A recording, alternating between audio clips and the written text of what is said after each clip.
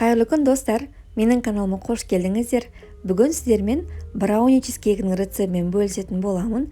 Мега шоколадты корж және де сүзбелі ірімшікті масса. Видеоны соңына дейін қарап, жасап көруге кеңес беремін. Бұл өте дәмді. Ең алдымен чизкейгіміздің қамырын дайындап аламыз. Ол үшін ыдысымызға сары майды және де шоколадымызды алып, водяная баняда немесе микротолқынды пеште ерітіп аламыз. Ал шоколадымыз ерігенше біз бөлек ыдысымызда 2 жұмыртқаға шым-шым тұзымызды және де қантты қосып, венчиктің көмегімен бір келкі масса болғанға дейін жақсылап араластырып аламыз. Біздің шоколадты массамыз еріді. Енді оны жақсылап араластырып, біздің жұмыртқалы массамызға қосатын боламыз. Және де барлығын тағы да венчиктің көмегімен бір келкі масса болғанға дейін араластырамыз.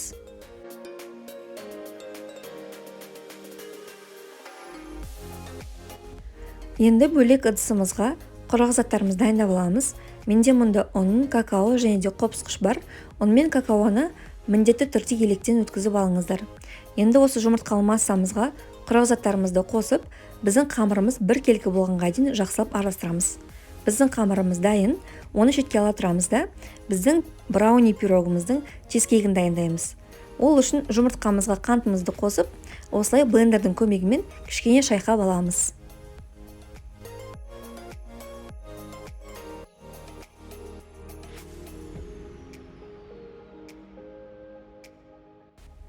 Қант пен жұмыртқа жақсылап араласты.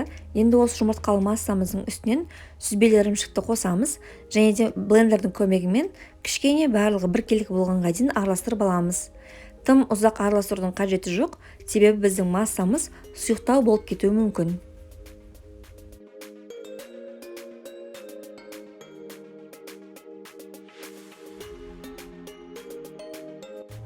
Біздің сүзбелі массамыз дайын. Енді формамызға пергамент қағазын төсейміз. Менің формамның диаметрі 20-18 см.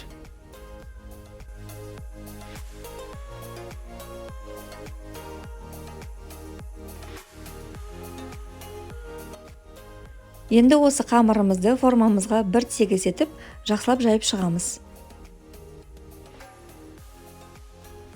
Қамырымызды жайғастырдық.